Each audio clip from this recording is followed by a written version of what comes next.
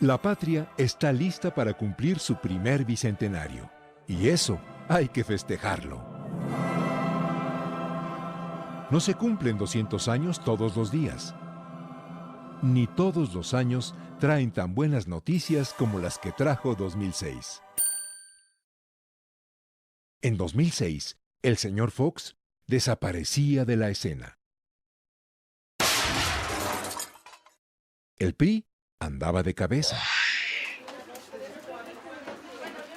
Y la democracia a la mexicana confirmaba ser una de las más baratas, folclóricas y confiables del mundo. Sobre todo eso, confiable.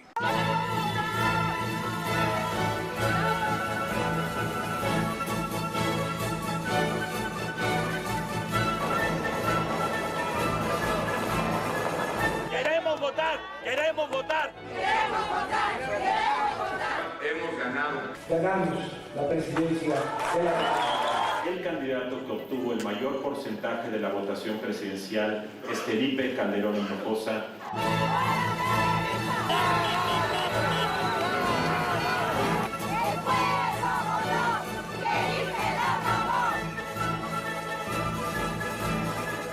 Haiga sido como haiga sido. ¡Voto por voto! ¡Casilla por casilla! ¡Haremos que Felipe se caiga de la silla! Lamento decepcionarlos por haber ganado.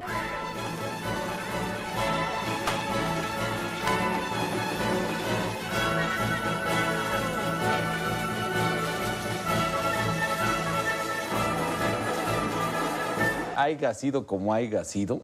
Sí, como haya sido. El 1 de diciembre de 2006 al fin llegó. 5 meses de zozobra nacional están por concluir. Detrás del cerco, en San Lázaro, don Felipe Calderón está a punto de ser investido. No obstante, el más solemne ritual de la República es una pachanga. Protesto guardar y hacer guardar la Constitución política de los Estados Unidos mexicanos y las leyes que de ella emanen. Y si así no lo hiciere, que la nación me lo demande.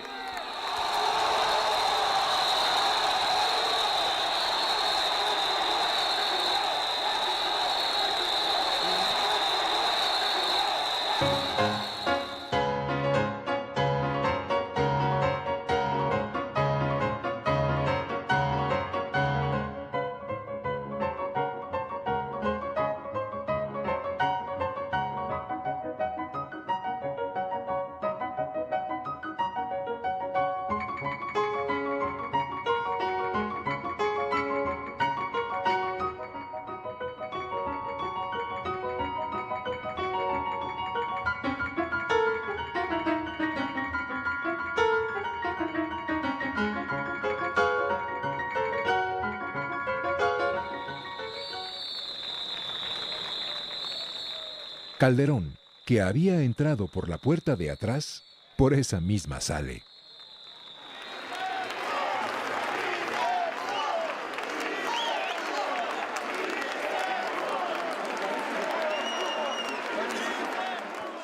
Lejos de ahí, en el Auditorio Nacional hay fiesta. Los partidarios de don Felipe aclaman a control remoto. Es la toma de posesión, en familia, el teletón de la democracia. Una ceremonia sin opositores molestos y con conductores de la televisión. Hoy tenemos un nuevo presidente constitucional de los Estados Unidos mexicanos, Felipe Calderón Hinojosa.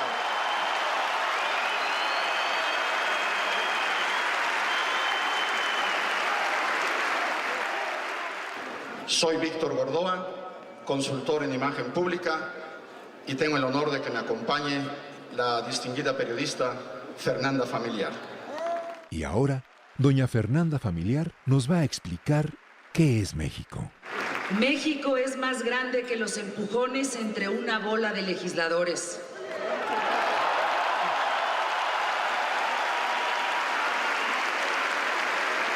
El futuro de nuestro país no debe de depender de caprichitos partidistas. Sí, México no debe depender de los caprichos partidistas, sino de los apetitos de 20 magnates. Aquí están algunos de ellos. El Consejo de Administración que preside el acto. Lorenzo Servitje, Grupo Bimbo. Claudio X González, Kimberly Clark. María Asunción Aramburu Zavala, del Grupo Modelo. Manuel Arango, de Walmart y Aurrerá. Carlos Slim, del Grupo Carso. Todos ellos dueños de fortunas multimillonarias y poderes suprademocráticos. ¡Sí se pudo! ¡Sí se pudo! ¡Sí se pudo! ¡Sí se pudo! ¡Sí se pudo! Ni hablar. Así, sí se pudo. Y ahora, el momento estelar. Es un gran honor estar presentes y participar en la composición de una nueva página en la historia de nuestro país. Hoy, muchos millones de mexicanos estarán siendo testigos de un cambio de poder, del comienzo de una nueva etapa para toda la nación, en donde nuestros hijos crecerán y nosotros deberemos trabajar por una meta en común, el sacar a este gran país y a su gente adelante. Felipe Calderón es, al fin, aclamado por el Congreso de los Cuates. Las 20 familias están de plácemes. La República de los Potentados ha sido restaurada y don Felipe gobernará durante los siguientes 6 años. ¿Gobernará? ¿De veras gobernará?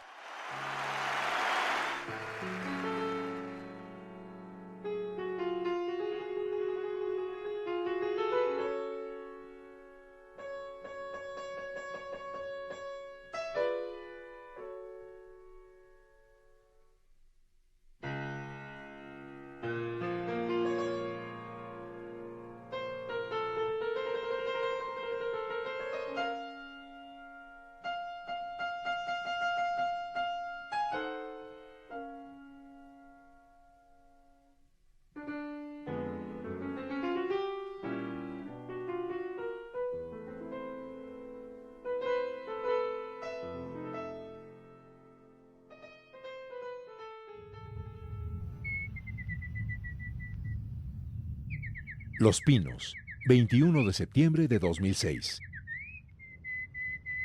Felipe Calderón visita a su correligionario y padrino electoral.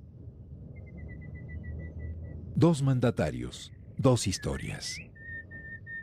Yo fui la reportera que descubrió, que sacó a la luz pública aquellas toallas carísimas de 4,025 pesos cada una que compró Fox para amueblar y decorar su casa en Los Pinos. Ese simple hecho, que fue un escándalo mundial, que le dio la vuelta al mundo, pero ese simple hecho me dio a mí la pauta para saber que ese gobierno iba a estar plagado de excesos, y no me equivoqué. El ejemplo de las toallas fue apenas un botón de muestra de lo que sería el derroche, el escándalo de corrupción en la familia integrada por Vicente Fox y Marta Sagún.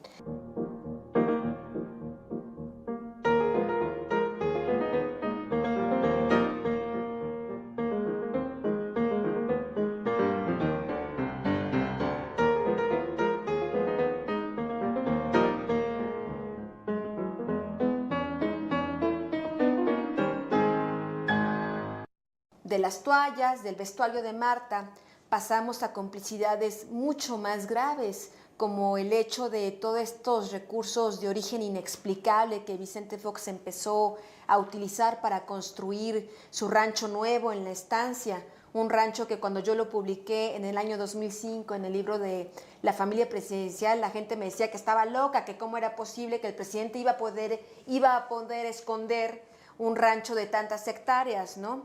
Cuando termine el sexenio, es a ese rancho al que lleva Vicente Fox a Felipe Calderón a pasear en caballo, y es cuando los medios de comunicación se dan cuenta que sí existía esas inmensas tierras sembradas de agave ahí muy cerca del rancho San Cristóbal, ¿no? Aquí, el señor Fox refutando el libro de Anabel Hernández ante el periodista Rubén Luengas, de la cadena Telemundo. A ver, hazme bien la pregunta, por favor, porque... El registro público, el registro público de la propiedad de Guanajuato, Vicente Fox, dice ese documento. Yo no sé si el documento es falso, y si no, le invito a que demande a esta persona. En este momento no era de ella. Marta tiene 1 hectárea en la estancia, José, mi hermano, tiene 10 hectáreas en la estancia y hay otros propietarios en la estancia.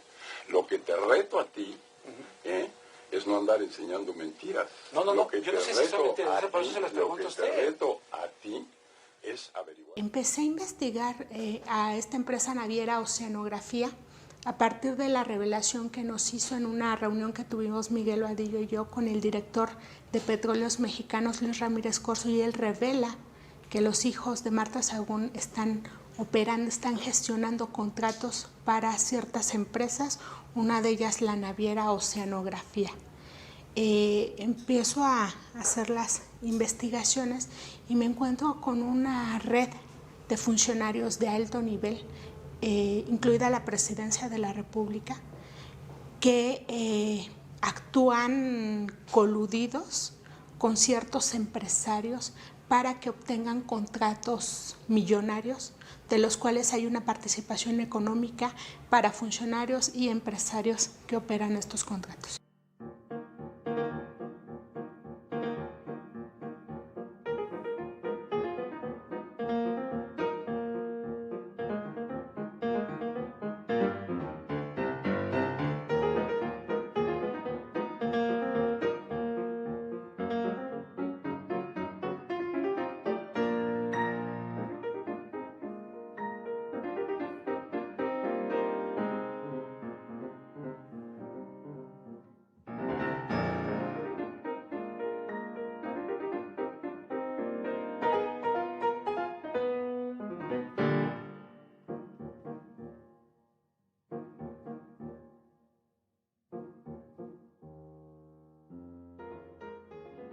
La presencia de Felipe Calderón al frente de la Presidencia de la República no se explica sin la corrupción del sexenio de Vicente Fox y sin su complicidad.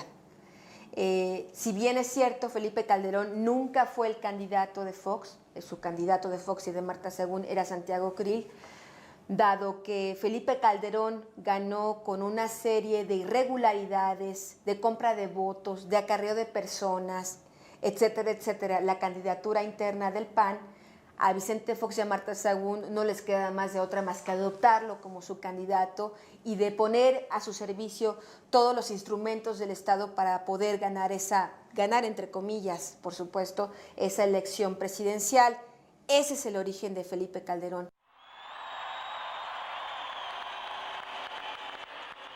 Parece que fue ayer, ¿no? Es el Monumento a la Independencia, 2 de julio de 2000. Calderón y Fox comparten las mieles del triunfo. La inicia en medio de la euforia.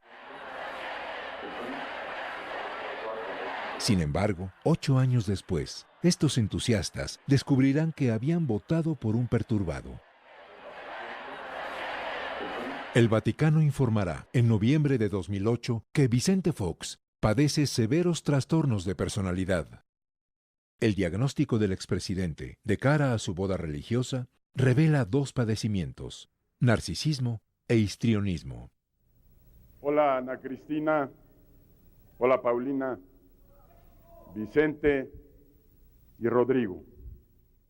Sí, México estuvo bajo el gobierno de un desequilibrado. Oye, Monchito, déjame decirte que hay que recordarle al presidente Fox que el día de la Candelaria le quedó mal a los niños de la calle que había comprometido después de la rosca de Reyes y que no fue allí. Hay que darle un jalón de orejas al presidente. Es Apatzingán, Michoacán, 3 de enero de 2007. Felipe Calderón se viste de general. El nuevo gobierno se pinta de verde olivo. Calderón rinde tributo al ejército.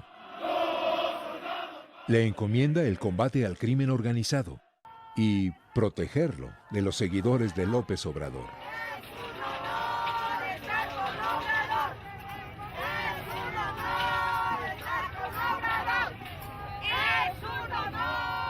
El secretario de la Defensa, general Guillermo Galván, derrocha optimismo. Señor presidente, sus órdenes se han cumplido. Los resultados están a la vista. El compromiso con la sociedad está avanzando. Unidos somos superiores a cualquier amenaza. La amenaza es, sin embargo, mayor que la unidad.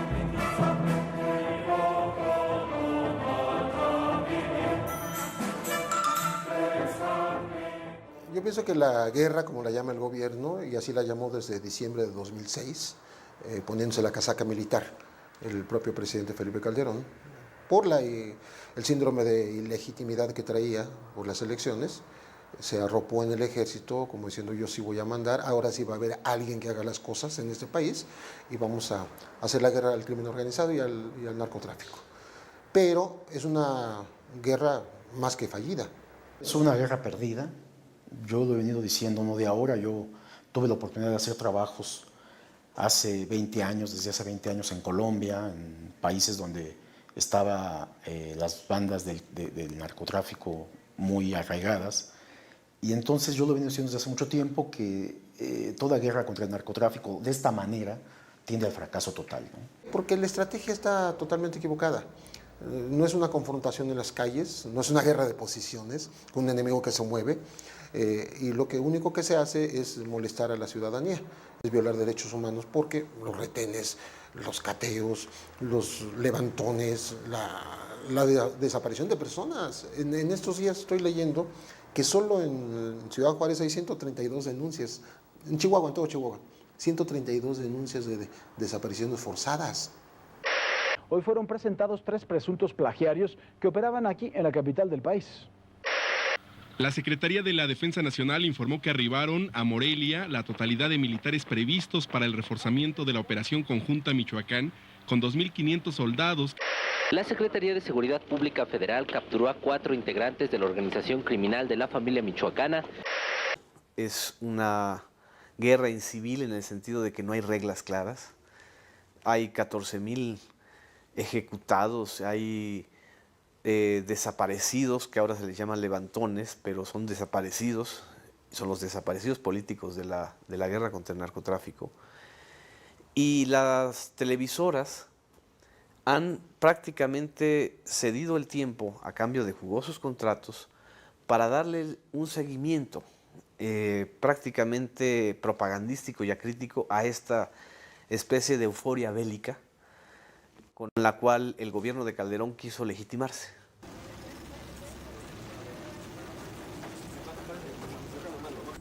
Con unidad y con entereza, habremos de hacer saber a estos criminales que sin importar cuáles sean los intereses que persiguen, están condenados al fracaso y tendrán a todo México en su contra.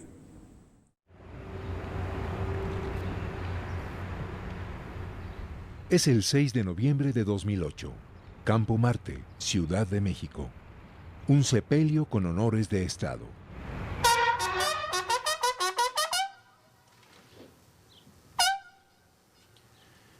El primer mandatario de la nación, en compañía de representantes de los poderes de la Unión y funcionarios de dependencias del Ejecutivo Federal, montarán guardia de honor, en memoria de aquellos que trabajaron al servicio del Estado mexicano. 2 días antes, el avión en el que viajaban el secretario de Gobernación, Juan Camilo Mourinho, y el subprocurador José Luis Santiago Vasconcelos caía en el lujoso barrio de Las Lomas de la Ciudad de México.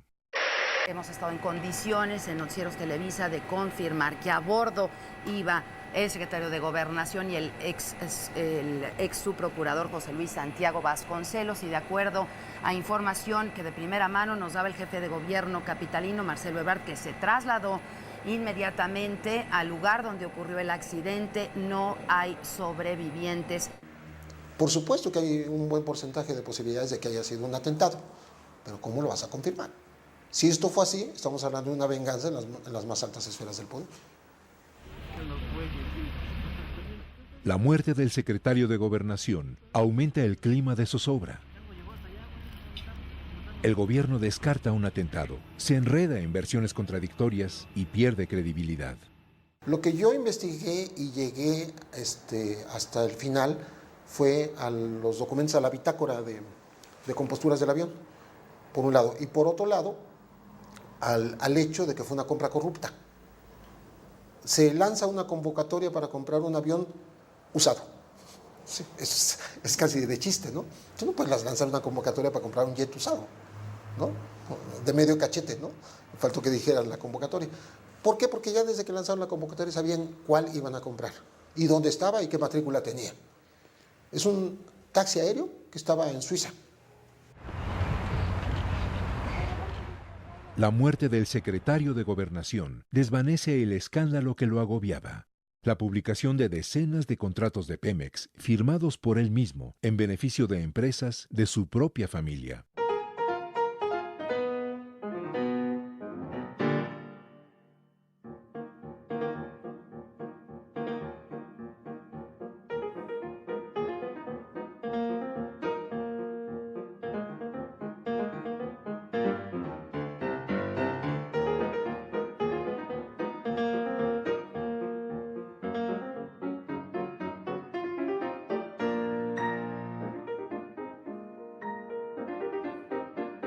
En febrero de 2008 publicó los contratos de Juan Camilo Mourinho y bueno, se pide una entrevista al funcionario que entonces llega como secretario de Gobernación.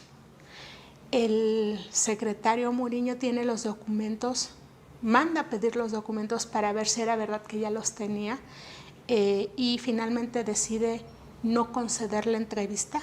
Se publica la información en febrero de 2008. Unos días después de que publicamos, gente de Andrés Manuel López Obrador, dos de sus asesores, me piden los documentos y bueno, Andrés Manuel López Obrador los exhibe frente a la Torre de Petróleos Mexicanos en un mitin el día 24 de marzo y acusa a Juan Camilo Mourinho de traficar influencias. Obtuvo de Pemex contratos millonarios mediante el procedimiento de adjudicación directa para beneficio de su empresa familiar. López Obrador entregó a legisladores del Frente Amplio Progresista las supuestas pruebas publicadas posteriormente por un diario. Según estos documentos, Mourinho firmó contratos con Pemex Refinación como apoderado legal de una empresa privada. Contratos celebrados en el 2002 y el 2003, cuando como diputado federal presidió la Comisión de Energía y después cuando fungió como asesor del entonces secretario de Energía, Felipe Calderón.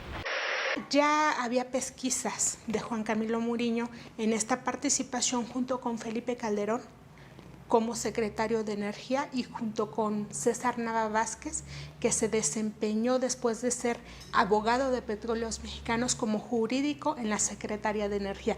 Tenemos 3 personajes que pasaron del Congreso a la Secretaría de Energía, Petróleos Mexicanos y finalmente a la Presidencia de la República, haciendo contratos irregulares, vinculados en contratos irregulares con Petróleos Mexicanos.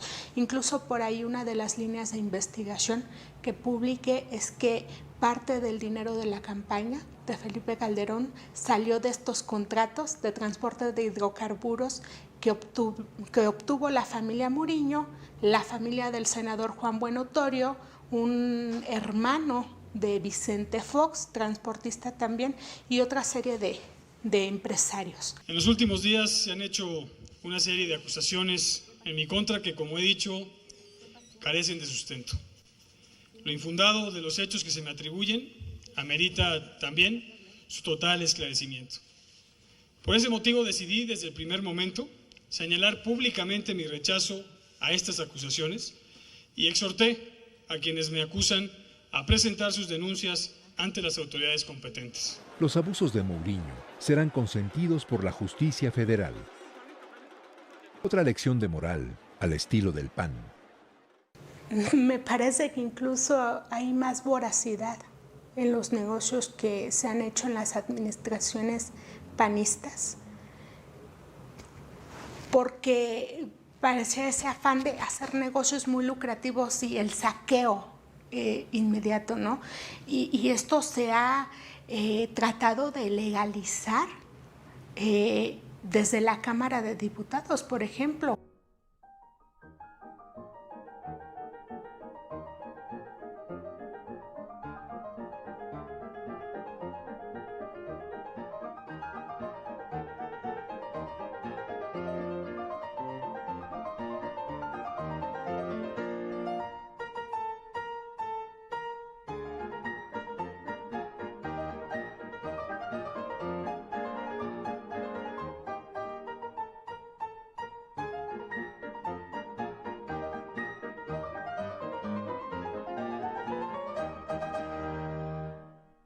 Los funcionarios de Petróleos Mexicanos comenzaron un acoso en contra mía por haber publicado la información, pero sobre todo porque le entregué los documentos a López Obrador. Llegaron las amenazas, llegaron el acoso en contra mía. Directamente el gerente de comunicación social de Petróleos Mexicanos me llamó, me dijo: te vas a arrepentir de lo que le hiciste a Juan Camilo, y comencé a recibir amenazas de muerte. Damas y caballeros, en estos momentos hace su arribo el ciudadano presidente de los Estados Unidos mexicanos. Es el 19 de noviembre de 2008. Felipe Calderón presenta a su nuevo secretario de Gobernación. Toma la palabra el ciudadano licenciado Fernando Francisco Gómez Montt Ureta, secretario de Gobernación. Señor licenciado Felipe Calderón Hinojosa, presidente de los Estados Unidos mexicanos. Agradezco el alto honor que confiere a mi persona al distinguir con el nombramiento del secretario de Gobernación. El militante panista y litigante de altos vuelos se convierte, así, en el segundo hombre del Estado mexicano. Un ciudadano con una biografía singular. Aquí, don Fernando, en 1997, atendiendo a su cliente, Jorge Lankenau. El banquero que defraudara a los cuentavientes de su banco, confía, con cerca de $170 millones. Dos héroes del Fobaproa. Tenemos como secretario de Gobernación a un abogado empresarial, gerencial, que en su momento defendió estos intereses, igual que Diego Fernández de Ceballos. ¿3 minutos? 3 minutos. Vámonos. 3 minutos, por favor.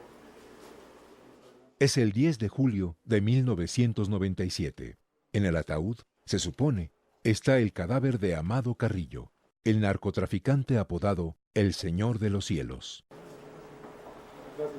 Aquí, la versión oficial. Este cadáver que ustedes han visto ahorita, que fue inscrito en el en el hospital en donde fue realizada su intervención quirúrgica, y en la funeraria o las funerarias que atendieron su embalaje, con el nombre de Antonio Flores Montes, es realmente el de Amado Carrillo Fuentes.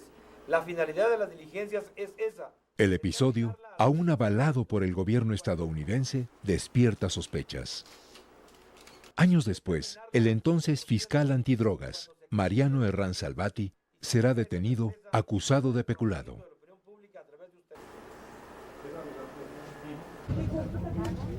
Ahí viene, Santos. No se muevan. Antes, se sabrá que Fernando Gómez Montt era el apoderado del hospital en donde supuestamente murió Carrillo, y que el representante legal de la funeraria era su inseparable colega, Diego Fernández de Ceballos. Aquí, los dos viejos amigos en Chilpancingo, Guerrero, 1989. La política interior de la República en buenas manos. Gracias, señor. Se despide de todos ustedes el ciudadano presidente de los Estados Unidos mexicanos, deseando tengan ustedes muy buen día.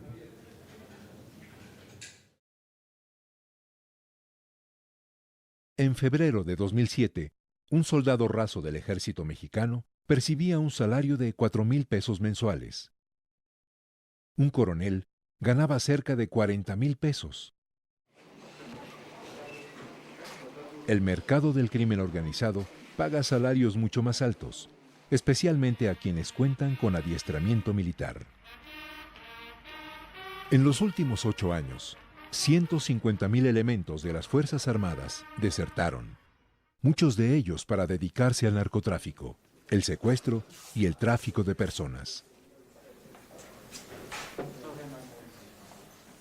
El Estado mexicano invierte en la formación de los soldados de la República y las bandas criminales los emplean.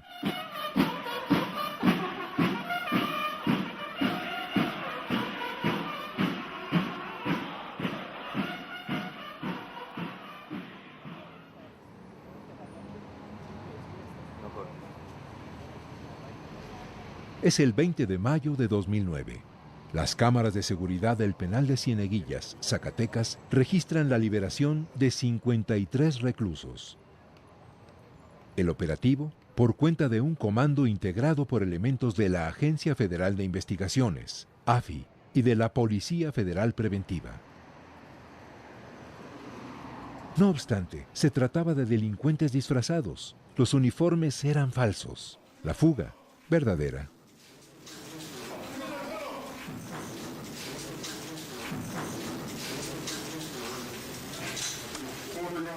¿Quiénes son estos? Si cualquiera en ese país se puede disfrazar de militar o de policía federal, tú ya no sabemos a quién nos estamos enfrentando, ¿no? Entonces hay un descontrol.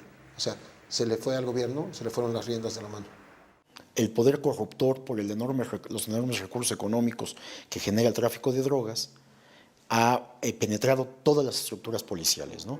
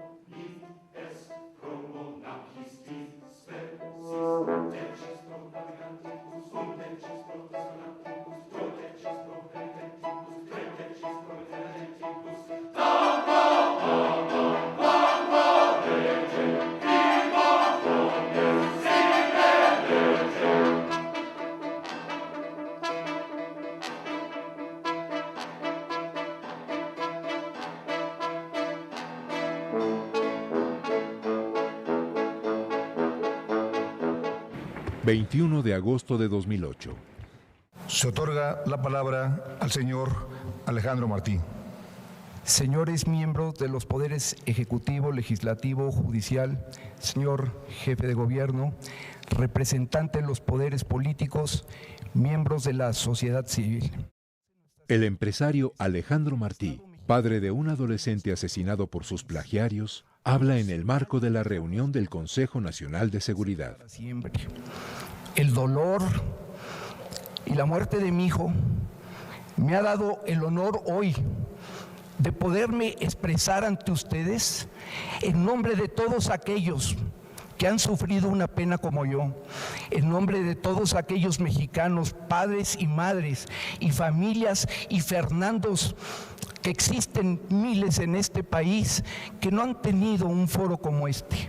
Señores, si piensan que la vara es muy alta, si piensan que es imposible hacerlo, si no pueden, renuncien, pero no sigan ocupando las oficinas de gobierno, no sigan recibiendo un sueldo por no hacer nada, que eso también es corrupción.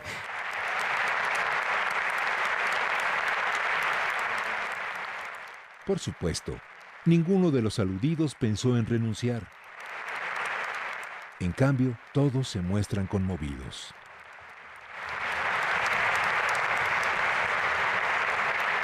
Ojo, este funcionario, que tampoco piensa dejar su puesto, es el encargado de impedir que, en México, operen grupos como el que asesinó al hijo del señor Martí. Se llama Genaro García Luna y es el secretario de Seguridad Pública Federal. García Luna ha sido cuestionado por rodearse de colaboradores sospechosos, como Lorena González Hernández, una comandante de la AFI, acusada de participar en el secuestro del joven Fernando Martí, o como Luis Cárdenas Palomino, brazo derecho de García Luna.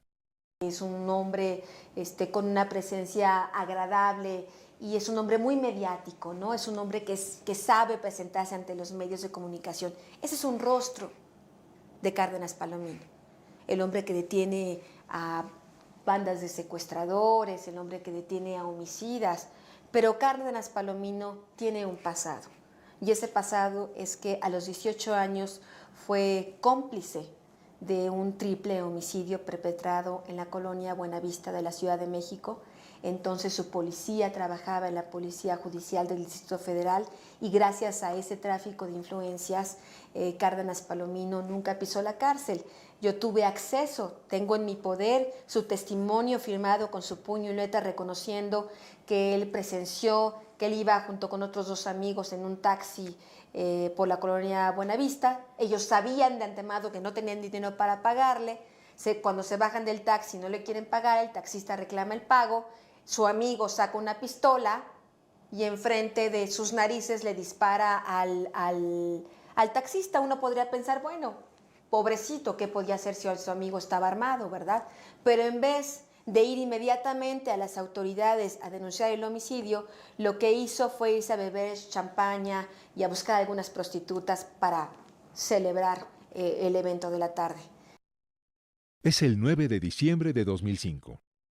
Estas imágenes que dan cuenta de la detención de la banda de secuestradores Los Zodiaco son una puesta en escena concebida por García Luna. La Agencia Federal de Investigaciones reconoció que simuló un rescate para los medios de comunicación.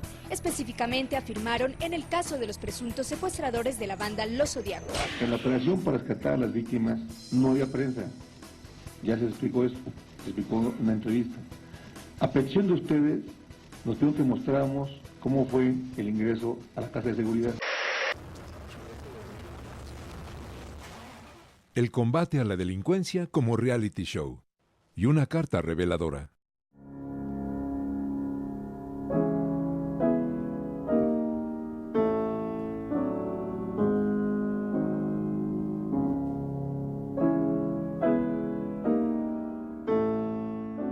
Finalmente di con una carta que Marcos Tinoco Gancedo, alias el Coronel, era un secuestrador del tamaño de Daniel Arismendi, el Mocha Orejas. Este hombre narra y manda una carta a Vicente Fox en el 2002 hablando de cómo Genaro García Luna y cómo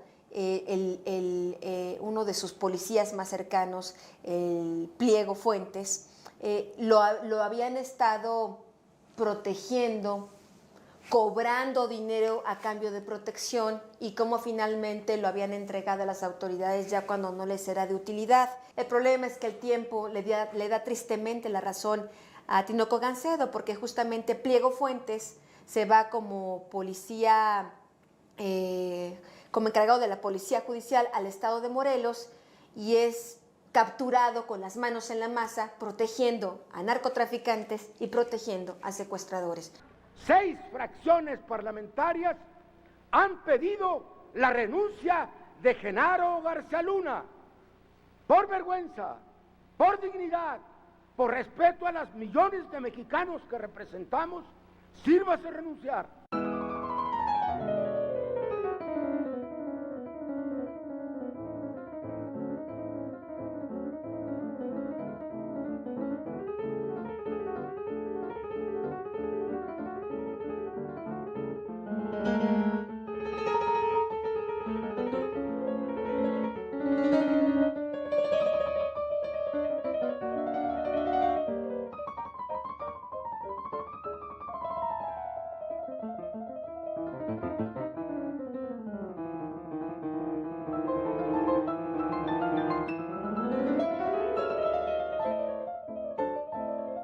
Este señor es un peligro para la nación y es un peligro para la vida de todos nosotros. Debe salir por la puerta que entró. Señor diputado Carlos Pérez. Javier Herrera Valles era coordinador de Seguridad Regional de la Policía Federal Preventiva.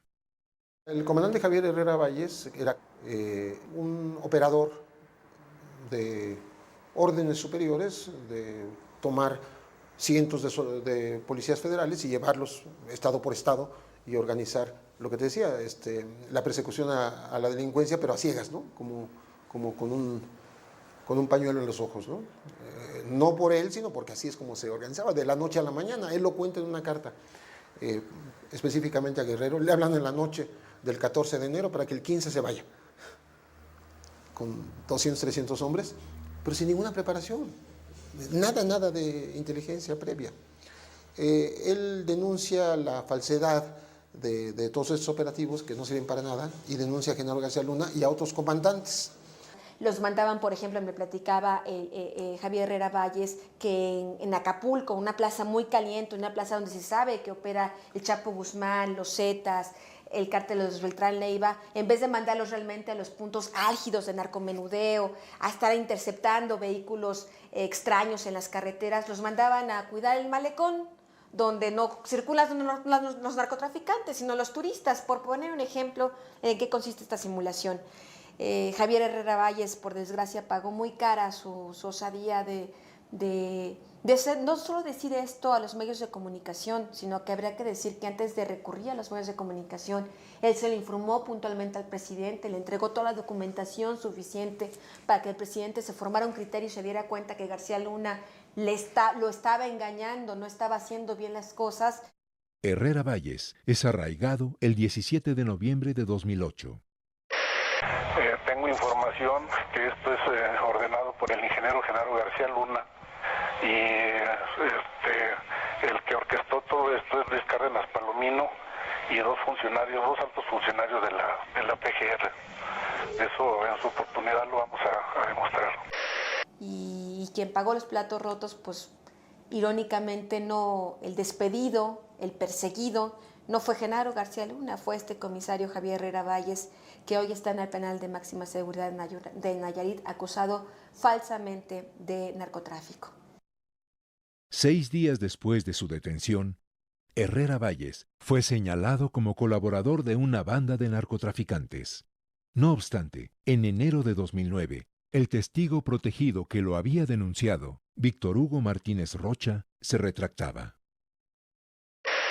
El 18 de octubre fui detenido en Nezahualcóyotl del Estado de México por presuntos agentes de la PGR, por delito de falsificación de documentos. Posteriormente me llevaron a las instalaciones de la Fiscalía Especializada en Delitos Federales, donde fui torturado con toques, descargas eléctricas en las partes bajas y de la espalda también, para que declarara. De ahí fui pasado al asiedo y me ofrecieron ser testigo protegido para declarar en contra de Javier Herrera Valles.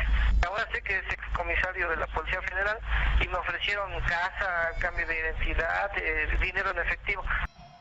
Desafortunadamente sí tuve que ratificarla porque fui amenazado, reitero, que ellos me me daban todo, testigo protegido, porque ya tenían cómo chingar a Herrera Valles, para que dejara de chingar al patrón con esas palabras. El 9 de agosto de 2009, la abogada de Javier Herrera Valles, Silvia Raquenel Villanueva, era asesinada en una plaza comercial de la ciudad de Monterrey. No obstante, García Luna no dejará el cargo. Calderón, personalmente, apuntala al secretario de Seguridad, un apoyo gestionado por los poderes fácticos.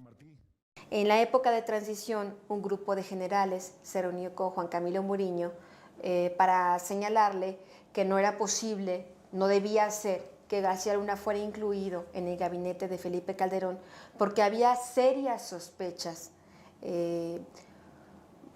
fundadas desde el punto de vista del equipo de García Luna, que había imágenes, había videos de gente de su equipo muy cercano recibiendo dádivas del cártel de Sinaloa, supuestamente, y que por eso no debía de ser incluido en el gabinete. Pese a estos señalamientos hechos por el ejército, por militares de muy alto rango del ejército, el presidente Felipe Calderón no nombra secretario de Seguridad Pública. Para muchos les sorprendió ese nombramiento. Podríamos entenderlo si sabemos, como yo pude enterarme, que el señor Carlos Slim lo apoya, lo impulsa junto con Jorge Tello Peón, hoy encargado del Sistema Nacional de Seguridad Pública, como impulsan Slim y Tello a Genaro García Luna para que se quede como secretario de Seguridad Pública. Presidente del Consejo de Administración de Impulsora del Desarrollo y el Empleo en América Latina, conocido como IDEAL. El apoyo de Carlos Slim al titular de Seguridad Pública se traduce en negocios y poder.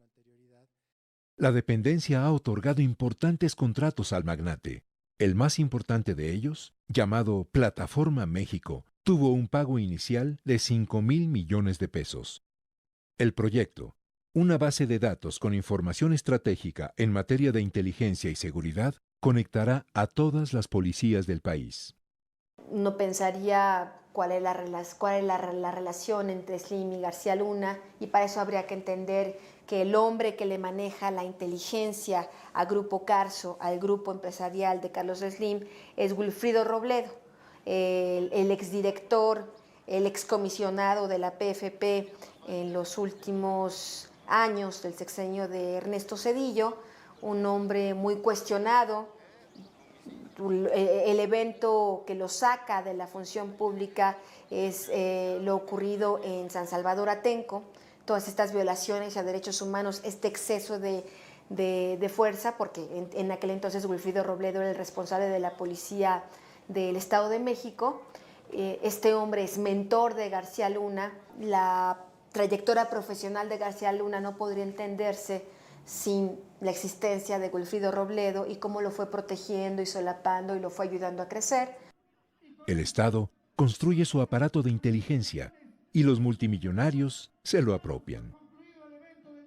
Carlos Slim hace suyos, gradualmente, los principales instrumentos de la seguridad nacional. El mayor de ellos, Teléfonos de México, es considerado por los expertos el mayor centro de espionaje del país.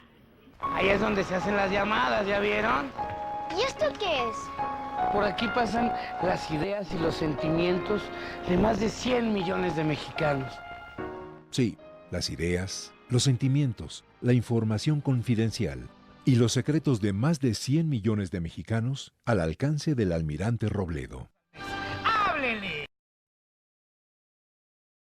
Es un placer para mí estar moderando este ejercicio inédito de diálogo entre el presidente de la República y la sociedad.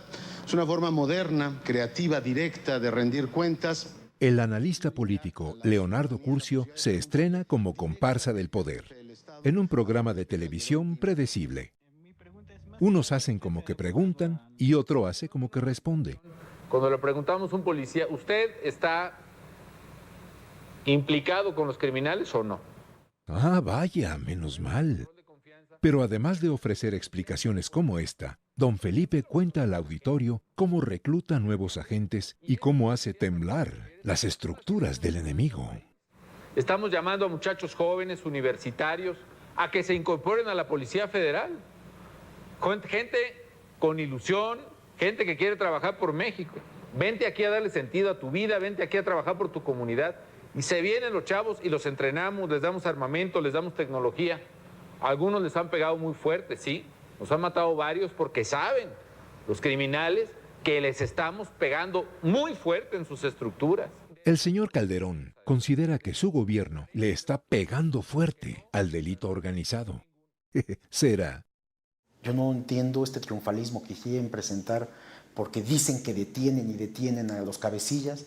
Siempre habrá, que además ni son cabecillas.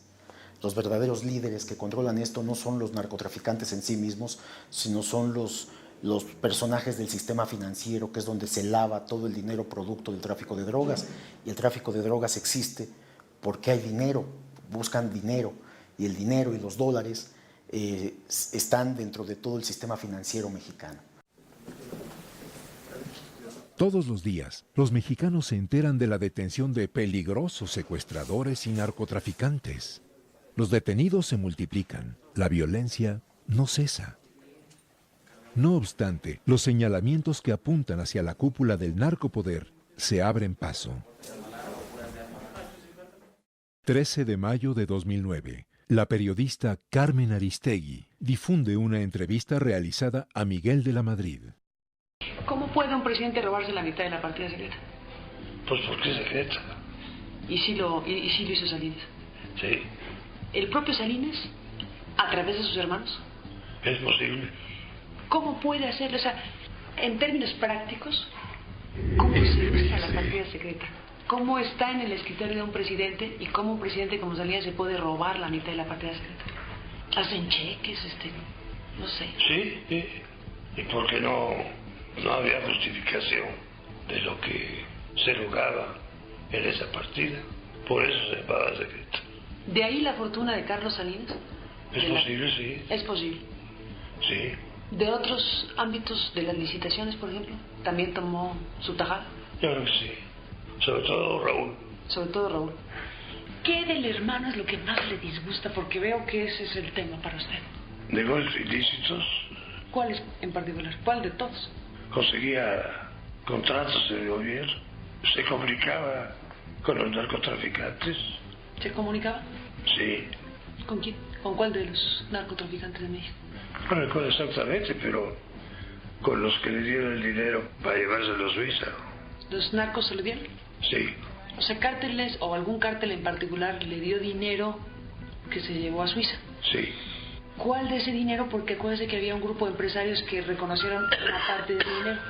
¿Lo reconocieron por complicidad? Por complicidad. Pero era dinero del narco. Es posible, sí. Y ellos pusieron su nombre para acompañar el envío de dinero de Raúl Salinas a Suiza. Eso es tremendo. Y para llevarse una tajada. Horas más tarde, el expresidente se desdice. Su estado de salud, aclara, no le permite procesar adecuadamente diálogos o cuestionamientos. Qué extraño. Las capacidades de las personas suelen verse disminuidas siempre que hablan del señor Salinas. En el caso de Salinas, se robó la mitad de la cuenta secreta, hizo muchas cosas, pero por Portillo destrozó a Suárez.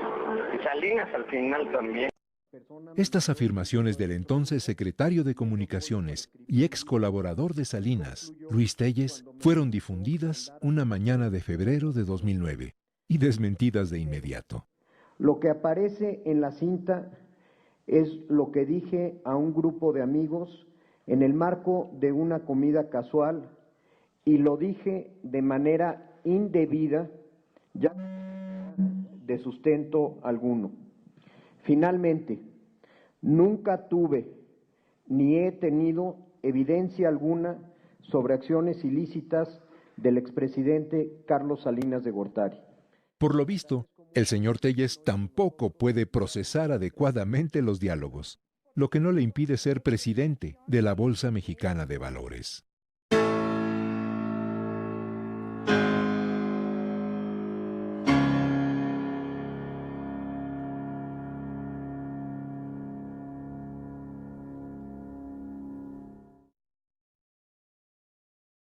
Este hombre fue secretario de Industria y Comercio entre 1958 y 1964. De acuerdo con la investigación realizada por Jean-François Boyer, plasmada en el libro La guerra perdida contra las drogas, mediante falsos permisos de importación y exportación, el funcionario participaba en el contrabando en la frontera norte, asociado con el traficante Juan N. Guerra. El señor secretario se llamaba Raúl Salinas Lozano. Don Raúl tenía 2 hijos aficionados a la equitación. Uno de ellos se colocó la banda presidencial en 1988. Y el otro, llamado también Raúl, protagonizaría un episodio inolvidable. Un banco suizo, pasaportes falsos, una esposa en la estación de policía, una novia en alta mar, una cuenta con más de $160 millones y un sainete legal.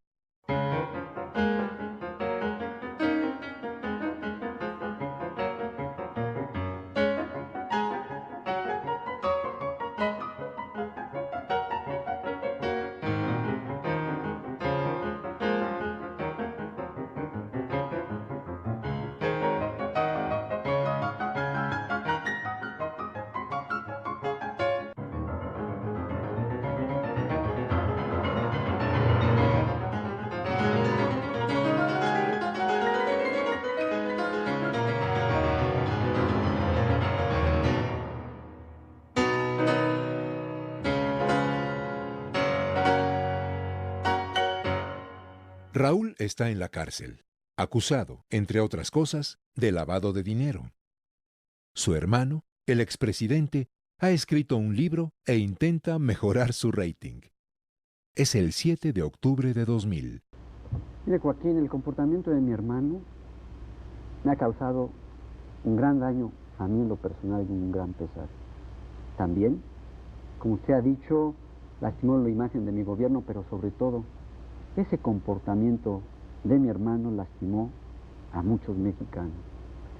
Por eso es que yo he señalado que Raúl tiene que dar una explicación precisa de esos fondos que depositó en el extranjero. Y yo le he exigido que la dé con claridad, con precisión. Pero una cosa sí puedo decir, y decirlo de frente, para que pueda yo ver a los ojos de cada persona.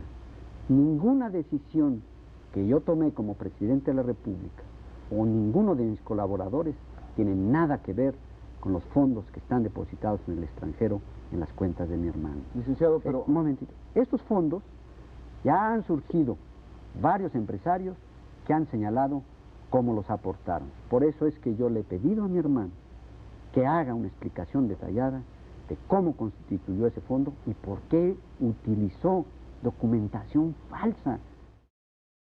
Conmovedor, ¿no? Horas después de esta declaración del desinformado Salinas, sus hermanos Adriana y Raúl sostenían una discusión telefónica memorable. Está atacando, porque él supo de todos los movimientos, todos los fondos, todo lo que tú quieras, Adriana, pero es una cobardía de Carlos atacarme públicamente. Es una cobardía gigantesca de Carlos estarme mandando recados con Juan José de que le manden dinero porque el dinero es de él y venir a decir que él no sabía nada. Creo que además es muy torpe de su parte decir que me exige una aclaración precisa y la voy a dar, Adriana, le voy a tomar la palabra. Todo voy a aclarar de dónde salieron los fondos, quién era el intermediario, para qué eran, de dónde salieron, dónde fueron. Y voy a decir qué fondos salieron del erario público para que se devuelvan. Yo creo que con eso la sociedad sí quedará contenta. Entonces, ¿para qué sale con el cuento ese de que me lastimó y que me hizo mucho daño a mí? Hijo, me lastimó de las cuestiones falsas de papeles. Sí, Adriana, lo saqué a través de gobernación por instrucciones de él. No es cierto. Tú me dijiste otra cosa. Eso es, tú lo sacaste y no por órdenes de Carlos. Si no digas mentiras, pero me lo dijiste en la por órdenes de Carlos, se compró la casa de Explanada y la compró Víctor Cadena. Nos estás hablando de los pasaportes falsos. Y eso es mentira y tú me lo dijiste hace 3 años. Muy bien, Adriana, yo voy a aclarar todo en su momento como él me lo está pidiendo. Sí, pero tú también... No, es una cobardía y una traición de hermano. Hace un momento llegó un escrito, que le voy a mostrar, que firma Raúl Salinas de Gortari, que está dirigido a la opinión pública, y dice así, se lo voy a leer textual. Dice, a la opinión pública, respecto a la información que ayer se transmitió en el noticiero de Joaquín López Dóriga, afirmo que se expresaron opiniones sobre mi hermano Carlos que son falsas,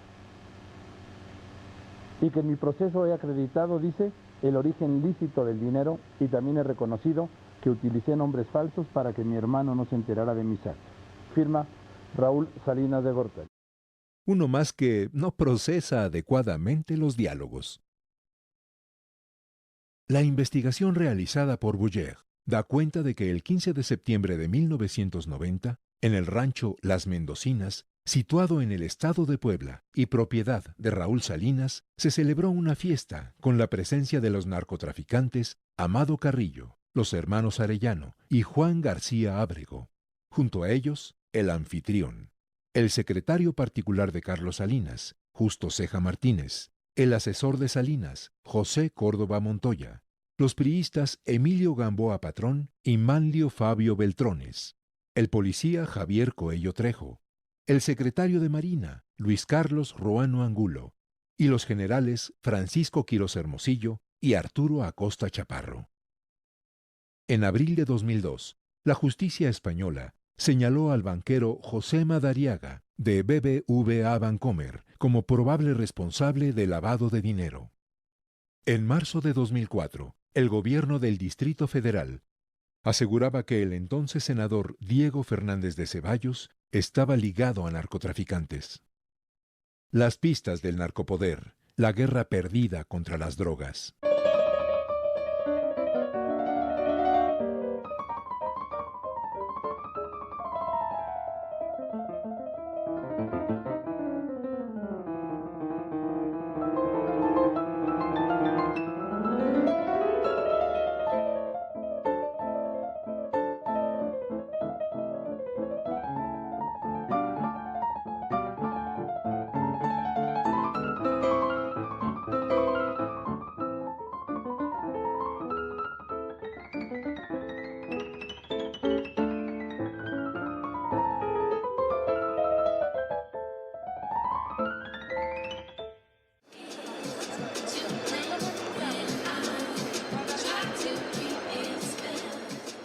Estamos de regreso en el primer día de diciembre de 2006.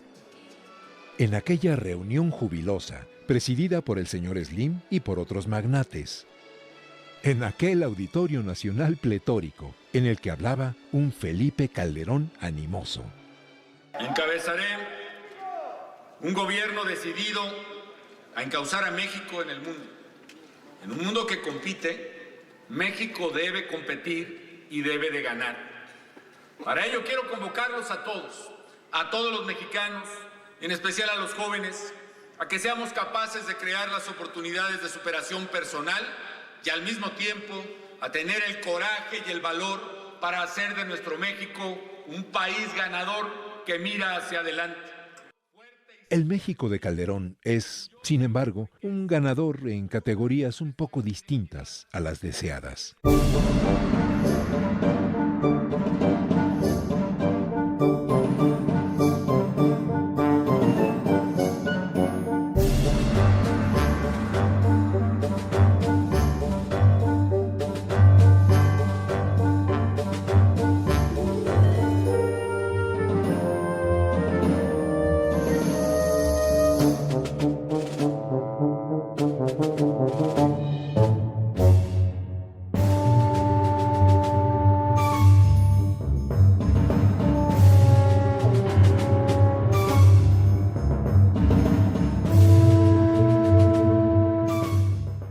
Aquí los tiene.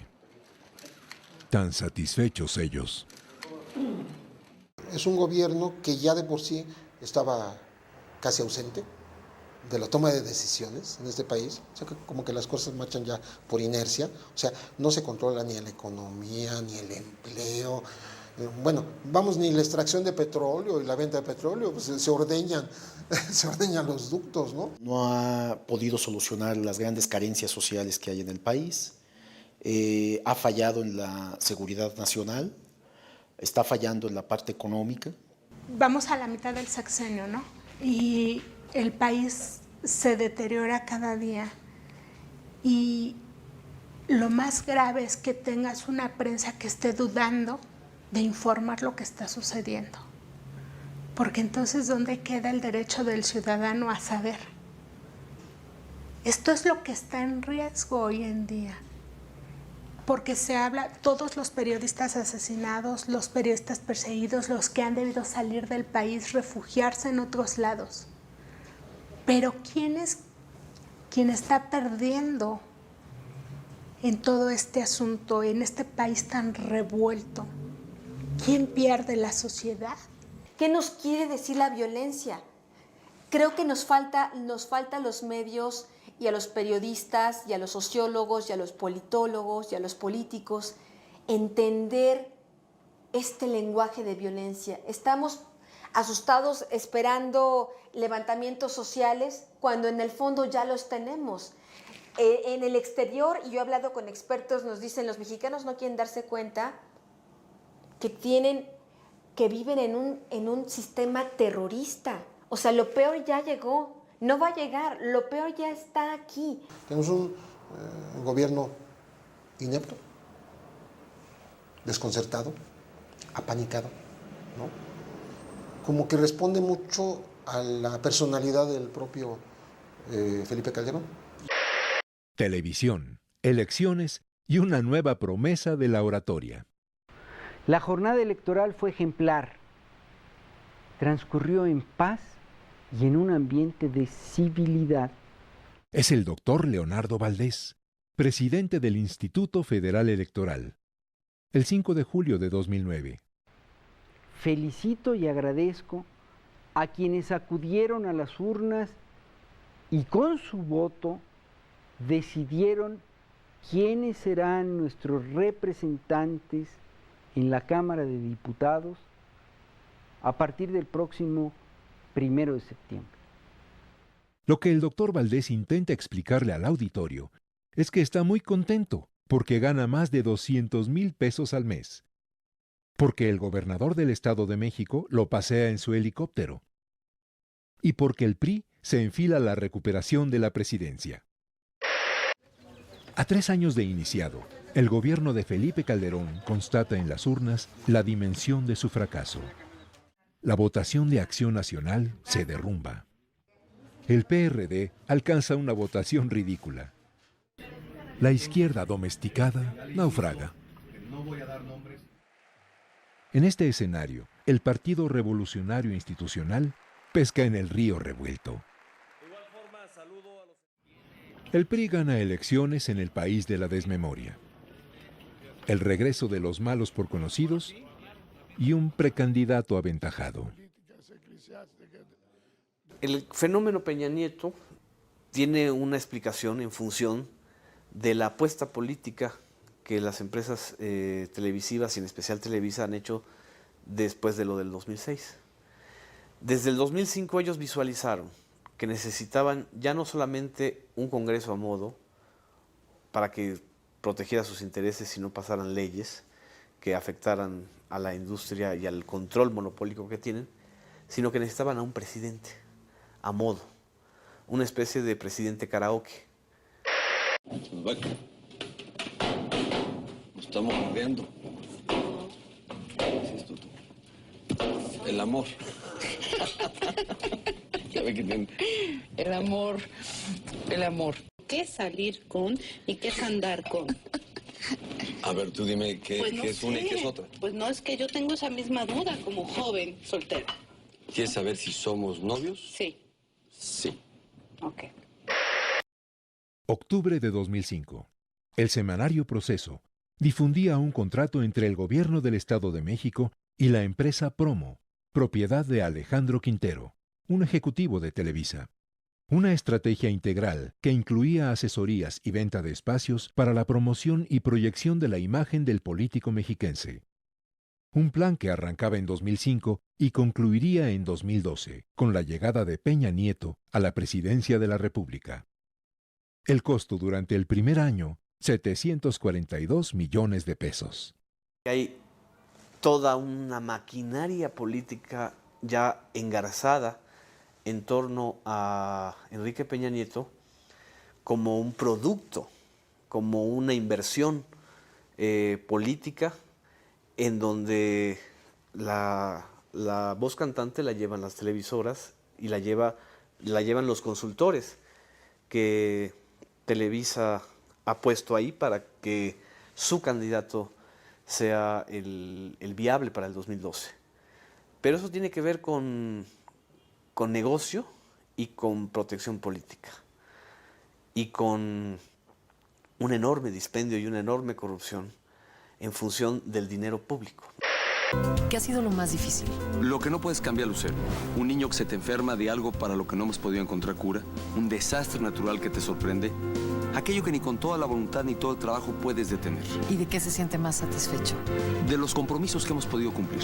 Más de 400, ¿verdad? Más de 400, pero más allá del número de obras, lo realmente satisfactorio es poder mejorar la calidad de vida de nuestra gente.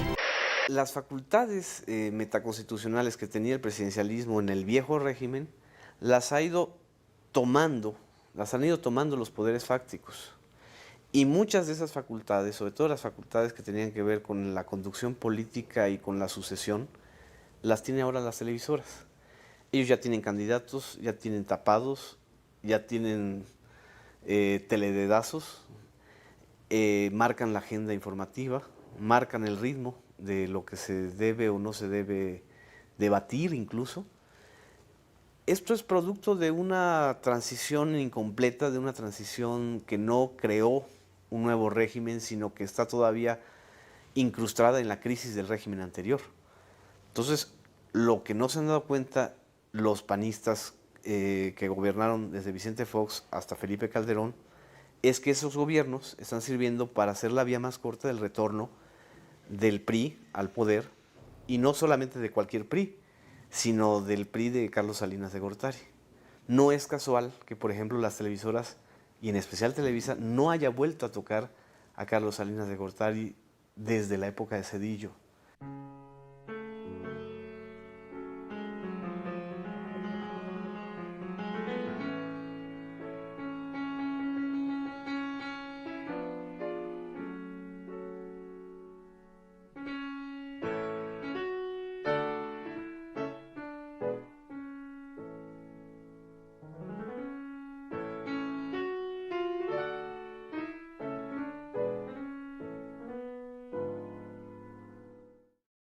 Sí, Carlos Salinas está de regreso en el país del olvido. ¿Recuerda esta promesa? Mi compromiso es de sacar al PRI de los Pinos.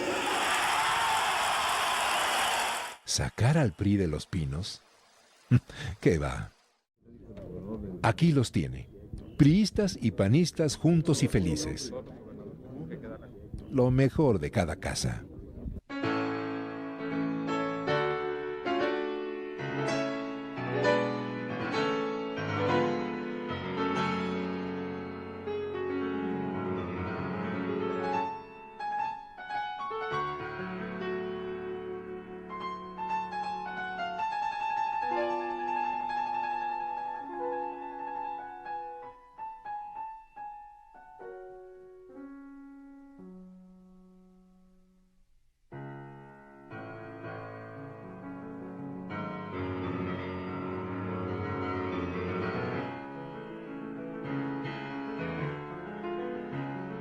He aquí las estampas de la transición que no fue, del imperio de las 20 familias que mandan en el país, como haya sido.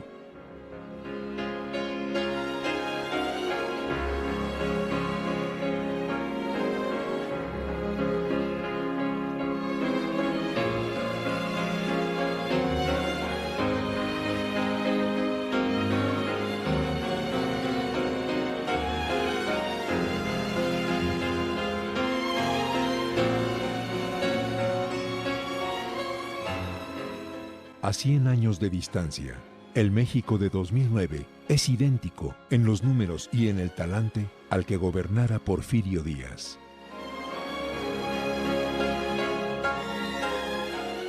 La historia camina en círculo y el país se desmorona.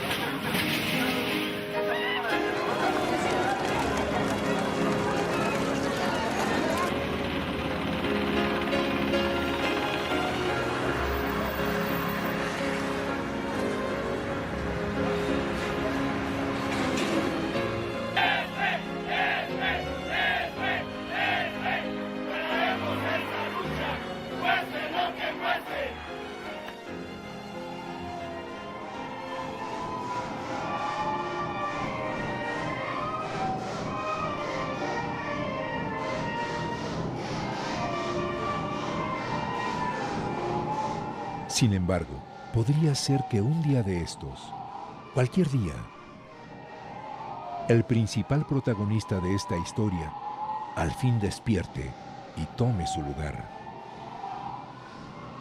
Podría ser.